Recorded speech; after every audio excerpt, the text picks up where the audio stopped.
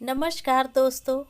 कहानियों की श्रृंखला में आज सुनेंगे सुभद्रा कुमारी चौहान की कहानी गौरी।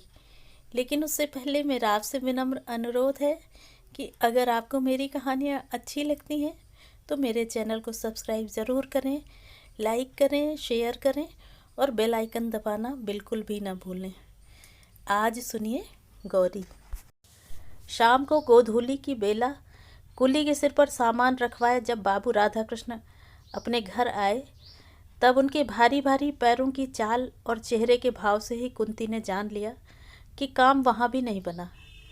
कुली के सिर पर से बिस्तर उतरवाकर बाबू राधा कृष्ण ने उसे कुछ पैसे दिए। कुली सलाम करके चला गया और वे पास ही पड़ी एक आराम कुर्सी पर, जिसके स्प्रिंग खुलकर कुछ ढीले होने के कारण इधर उधर फैल गए थे, गिर से पड़े। उनके इस प्रकार बैठने से कुछ स्प्रिंग आपस में टकराए, जिससे एक प्रकार की झंझन की आवाज़ हुई। पास ही बैठे कुत्ते ने कान उठाकर इधर उधर देखा, फिर भौं भौं करके भौंक उठा। इसी समय उनकी पत्नी कुंती ने कमरे में प्रवेश किया। काम की सफलता या असफलता के बारे में कुछ भी न पूछकर कुंती ने नम्र स्वर में कहा, चलो हाथ मुंह धो लो, चाय तैयार है। चाय? राधा कृष्ण चौंक से पड़े। चाय के लिए तो मैंने नहीं कहा था। नहीं कहा था तो क्या हुआ, पी लो चलकर, कुंती ने आग्रहपूर्वक कहा। अच्छा चलो, कहते हुए राधा कृष्ण पत्नी के पीछे पीछे चले गए। गौरी अपराधिनी की भांति माता पिता दोनों की दृष्टि से बचती हुई पिता के लिए चाय तैयार कर रही थी। उसे ऐसा लग रहा था कि पिता की सारी कठिनाइयों की जड़ वही है। न वह होती और न पिता को उसके विवाह की चिंता में इस प्रकार स्थान स्थान घूमना पड़ता। वह मुंह खोलकर किस प्रकार कह दे कि उसके विवाह के लिए इतनी अधिक परेशानी उठाने की आवश्यकता नहीं। माता पिता चाहे जिसके साथ उसकी शादी कर दें, वह सुखी रहेगी, ना करें तो भी वह सुखी है। जब विवाह के लिए उसे जरा भी चिंता नहीं, तब माता पिता इतने परेशान क्यों रहते हैं? गौरी यही न समझ पाती थी। कभी कभी वह सोचती, क्या मैं माता पिता को इतनी भारी हो गई हूँ? रात दिन सिवा विवाह के उन्हें और कुछ सूझता ही नहीं। आत्मग्लानि और क्षोभ से गौरी का रोम रोम व्यथित हो उठा। उसे ऐसा लगता कि धरती फटे और वह समा जाए, किंतु ऐसा कभी न हुआ। गौरी, वह गौरी जो पूनों के चांद की तरह बढ़ना भर जानती थी, घटने का जिसके पास कोई साधन न था, बाबू राधा कृष्ण के लिए चिंता की सामग्री हो गई थी। गौरी उनकी एकमात्र संतान थी। उसका विवाह वे योग्य वर के साथ करना चाहते थे, यही सबसे बड़ी कठिनाई थी। योग्य पात्र का मूल चुकाने लायक उनके पास यथेष्ट संपत्ति न थी। यही कारण था कि गौरी का यह 19वां साल चल रहा था, फिर भी वे कन्या के हाथ पीले न कर सके थे। गौरी ही उनकी अकेली संतान थी। छुटपन से ही उसका बड़ा लाड़ प्यार हुआ था। प्रायः उसके उचित अनुचित सारे हठ पूरे हुआ करते थे। इसी कारण गौरी का स्वभाव निर्भीक, दृढ़ निश्चयी और हठीला था। वह एक बार जिस बात को सोच समझकर कह दे, फिर उस बात से उसे कोई हटा नहीं सकता था। पिता की परेशानियों को देखते हुए अनेक बार उसके जी में आया कि वह पिता से साफ साफ पूछे कि आखिर वे उसके विवाह के लिए इतने चिंतित क्यों हैं। वह स्वयं तो विवाह को इतना आवश्यक नहीं समझती, और अगर पिता विवाह को इतना अधिक महत्व देते हैं तो फिर पात्र और कुपात्र क्या? विवाह करना है कर दें, किसी के भी साथ वह हर हाल में सुखी और संतुष्ट रहेगी। उनकी यह परेशानी, इतनी चिंता अब उससे सही नहीं जाती, किंतु संकोच और लज्जा उसकी जबान पर ताला सा डाल देते। हजार बार निश्चय करके भी वह पिता से यह बात न कह सकी। पिता को आते देख गौरी चुपके से दूसरे कमरे में चली गई। राधा कृष्ण बाबू ने जैसे बेमन से हाथ मुंह धोया और पास ही रखी हुई एक कुर्सी पर बैठ गए। वहीं एक मेज पर कुंती ने चाय और कुछ नमकीन पूरियां पति के सामने रख दी। पूरियों की तरफ राधा कृष्ण ने देखा भी नहीं, चाय का प्याला उठाकर पीने लगे। ऐसी कन्या को जन्म देकर जिसके लिए वर ही न मिलता हो। कुंती स्वयं ही जैसे अपराधीन हो रही थी। कुंती ने डरते डरते पूछा, जहाँ गए थे क्या वहाँ भी कुछ ठीक नहीं हुआ? ठीक होने को वहाँ धरा ही क्या है? चाय का घूंट गले से नीचे उतारते हुए बाबू राधा कृष्णन ने कहा, सब हम ही लोगों पर है। विवाह करना चाहे तो सब ठीक है, न करना चाहे तो कुछ भी ठीक नहीं है। कुंती ने उत्सुकता से पूछा, फिर क्या बात है? लड़के को देखा? हाँ देखा, अच्छी तरह देखा, कहकर राधा कृष्ण फिर चाय पीने लगे। कुंती की समझ में यह पहेली ना आई। उसने कहा, जरा समझा कर कहो, तुम्हारी बात तो समझ में ही नहीं आती। राधा कृष्ण, समझा कर कहता हूँ, सुनो। वह लड़का लड़का नहीं, आदमी है। तुम्हारी गौरी के साथ मामूली चपरासी की तरह दिखेगा। बोलो, करोगी ब्याह? कुंती बोली, विवाह की बात तो पीछे होगी। क्या रूप रंग बहुत खराब है? फोटो में तो वैसा नहीं जान पड़ता। राधा कृष्ण ने कहा, रूप रंग नहीं, रहन सहन बहुत खराब है। इतनी सिधाई भी तो अच्छी नहीं होती कि जिसके पीछे आदमी आदमी न दिखे। और फिर उम्र भी तो अधिक है, 35-36 साल। साथ ही 2 बच्चे भी हैं। उन्हीं बच्चों को संभालने के लिए तो वे विवाह करना चाहते हैं, नहीं तो शायद ना ही करते। उनकी दूसरी शादी है। उनकी उमंगें, उनका उत्साह सब ठंडा पड़ गया है। वे अपने बच्चों के लिए एक धाय चाहते हैं, पर मेरी लड़की की तो दूसरी शादी नहीं है। और फिर वह तो साफ साफ कहते हैं कि मैं केवल बच्चों के लिए विवाह करना चाहता हूँ। कुंती ने कहा, जिन्हें दूसरी शादी करनी होती है वे सब बच्चों के ही बहाने तो शादी करते हैं, नहीं तो क्या यह कहें कि अपने लिए करते हैं। राधा कृष्ण बोले, अरे नहीं नहीं, यह आदमी कपटी नहीं है। उसके भीतर कुछ और बाहर कुछ हो ही नहीं सकता। हृदय तो उसका दर्पण की तरह साफ है, पर उसका खादी कुर्ता, गांधी टोपी, फटे फटे चप्पल देखकर जी हिचकता है। वह कहीं नेता बनकर व्याख्यान देने लायक तो है, पर किसी के घर दूल्हा बनकर जाने लायक नहीं है।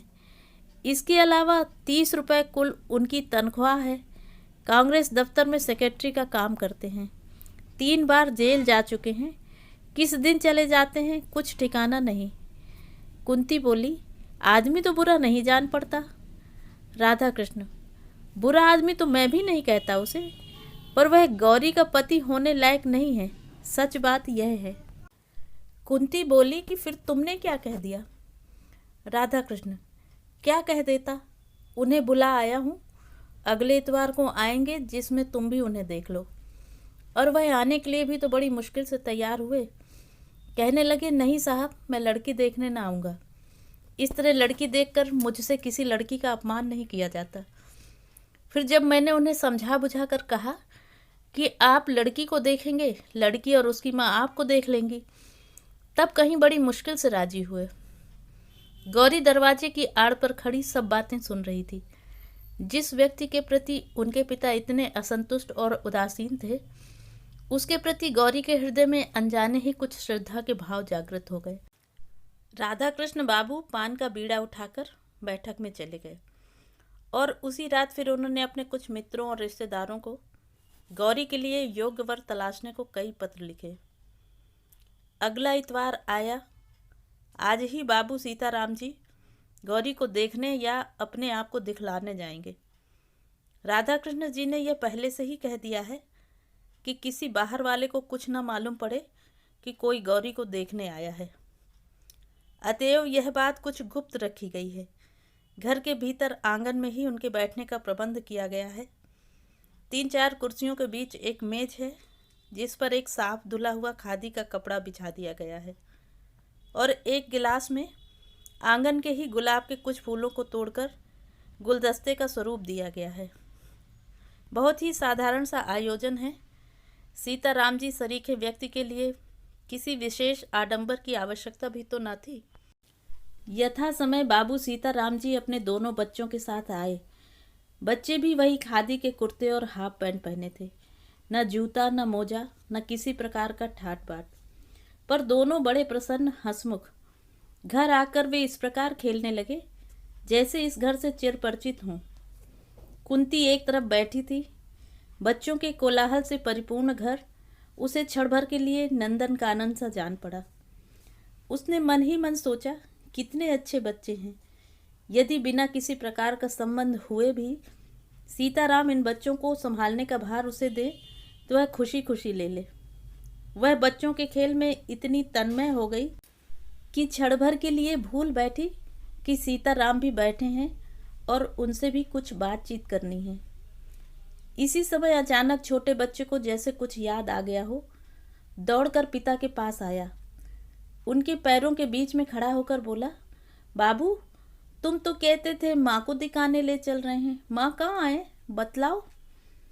बाबू ने किंचित हंसकर कहा, ये माँ जी बैठी हैं, इनसे कहो यही तुम्हें दिखलाएंगी।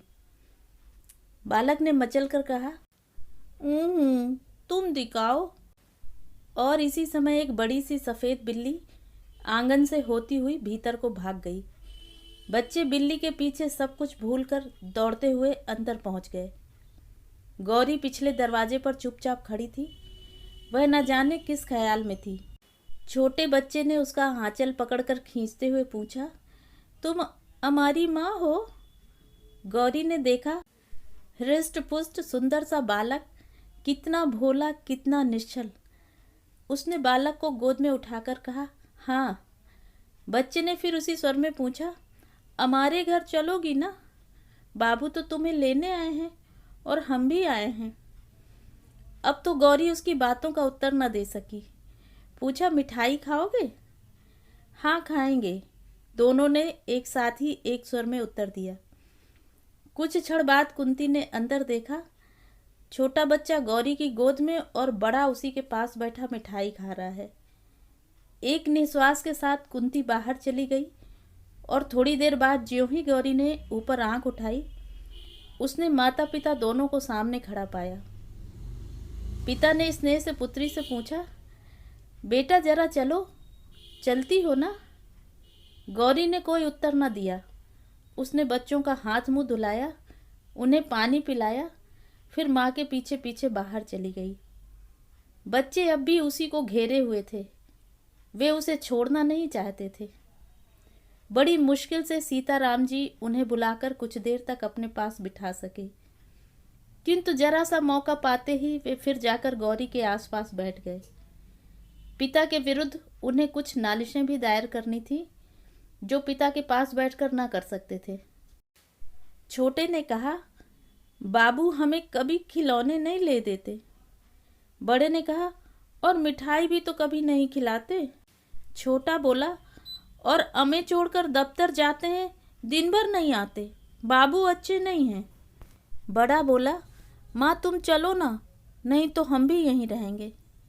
बच्चों की बातों से सभी को हंसी आ रही थी। कुंती ने बच्चों से कहा, तो तुम दोनों भाई यहीं रह जाओ, बाबू को जाने दो, है ना ठीक? काफ़ी देर हो गई।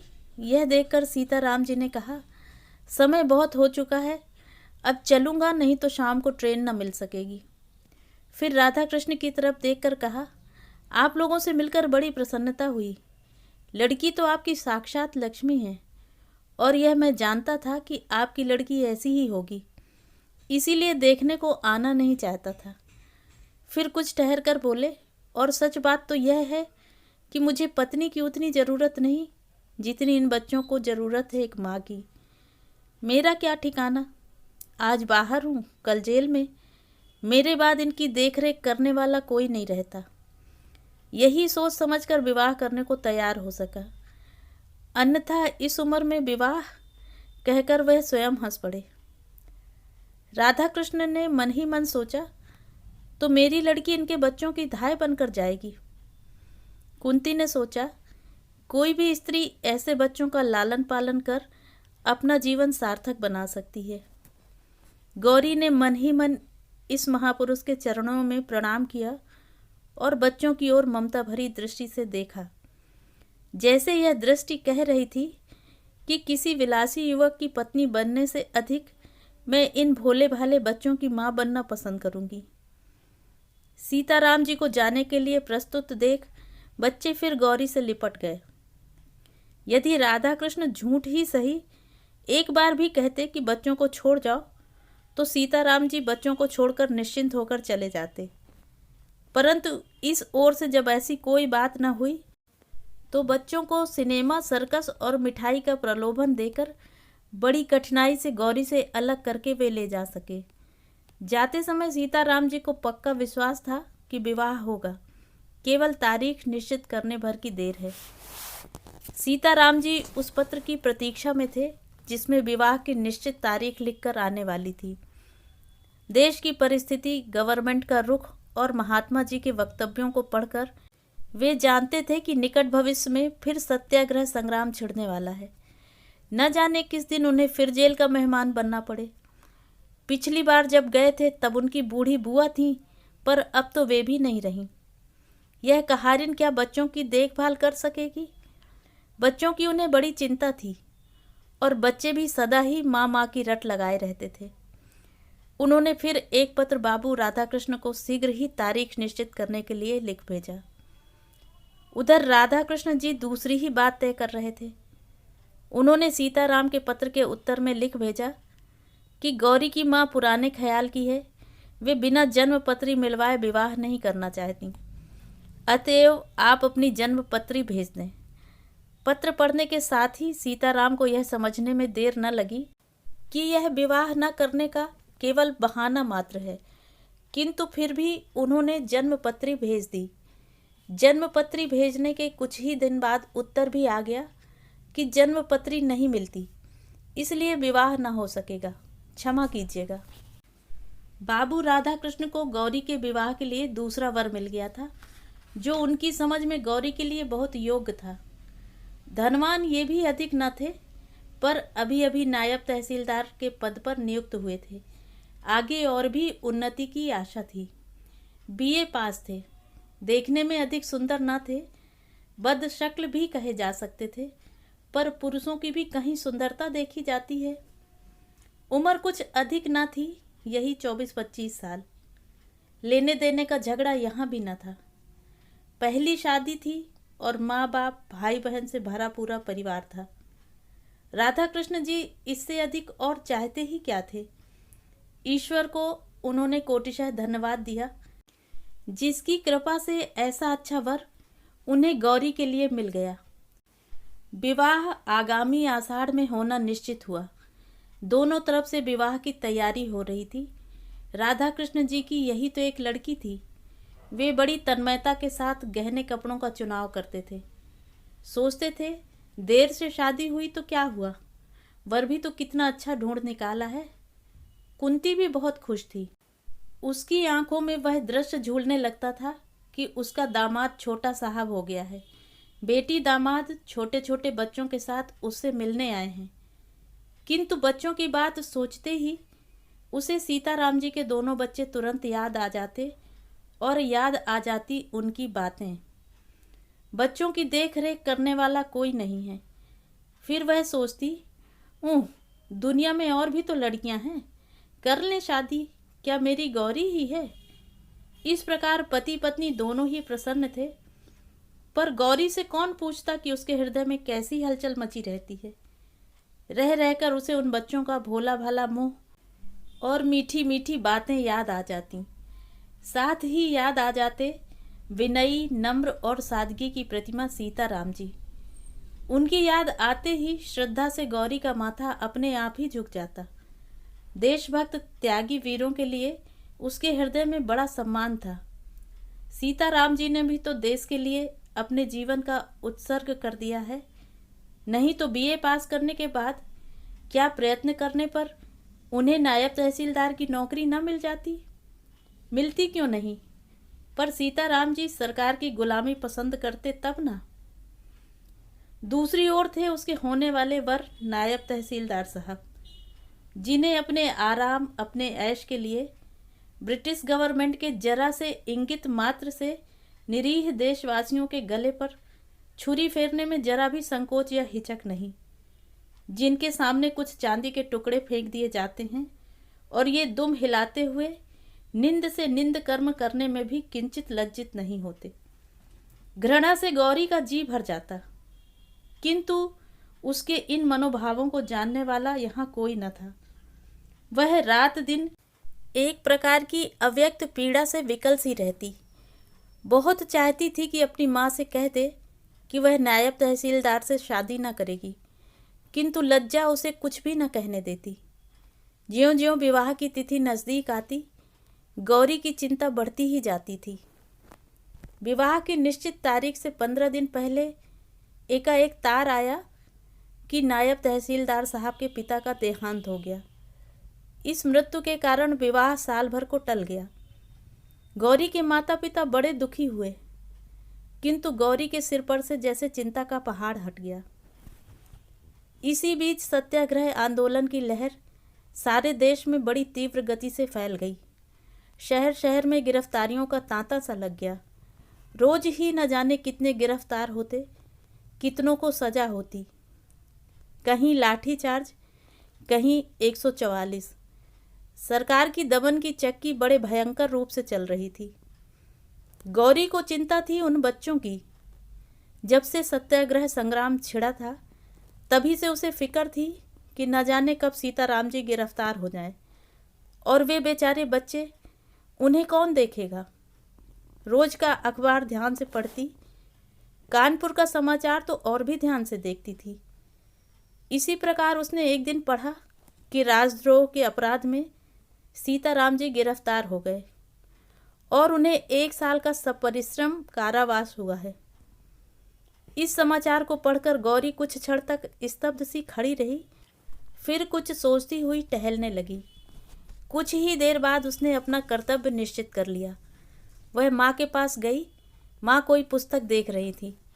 उसने अपने सारे साहस को समेटकर दृढ़ता से कहा, माँ, मैं कानपुर जाऊंगी। कानपुर में क्या है? आश्चर्य से कुंती ने पूछा। गौरी ने कहा, वहाँ बच्चे हैं। माँ ने उसी स्वर में कहा, बच्चे? कैसी बात करती हो गौरी, पागलों सी? गौरी बोली, नहीं माँ, मैं पागल नहीं हूँ। बच्चों को तो तुम भी जानती हो। उनके पिता को राजद्रोह के मामले में साल भर की सजा हो गई है। बच्चे छोटे हैं। मैं जाऊंगी माँ, मुझे जाना ही पड़ेगा। गौरी के स्वभाव से कुंती भली भांति परिचित थी। वह जानती थी कि गौरी जिस बात की हट पकड़ती है, कभी छोड़ती नहीं। अतएव सहसा वह गौरी का विरोध न कर सकी। बोली, पर तेरे बाबूजी तो बाहर गए हैं, उन्हें तो आ जाने दे। गौरी ने दृढ़ता के साथ कहा, बाबूजी के आने तक नहीं ठहर सकूंगी माँ, मुझे जाने दो। रास्ते में मुझे कुछ कष्ट न होगा। अब मैं काफ़ी बड़ी हो गई हूँ। और उसी दिन शाम को एक नौकर के साथ गौरी कानपुर चली गई। अपनी सजा पूरी करके सीताराम घर लौटे। इस साल भर के भीतर उन्होंने बच्चों को एक बार भी न देखा था। उन्हें कायदे के अनुसार हर महीने उनका कुशल समाचार मिल जाता था, पर बच्चों की चिंता उन्हें लगातार बनी ही रहती थी। जिस कहारिन के भरोसे वे बच्चों को छोड़कर गए थे, उसके भी 3-4 बच्चे थे। वह बच्चों को कैसे रखेगी, सो सीताराम जी जानते थे, पर विवशता थी, क्या करते। सवेरे सवेरे 6 बजे ही जेल से मुक्त कर दिए गए। एक तांगे पर बैठकर वे घर की ओर चले। जेब में कुछ पैसे थे। एक जगह गरम गरम जलेबियां बन रही थीं। बच्चों के लिए थोड़ी सी खरीद ली। घर के दरवाजे पर पहुंचे। दरवाज़ा खुला था। घर के अंदर पैर रखने में हृदय धड़कता था। न जाने बच्चे किस हालत में हों। वे चोरों की तरह चुपके चुपके घर में घुसे, परंतु यह क्या, आंगन में पहुंचते ही वे ठगे से खड़े रह गए।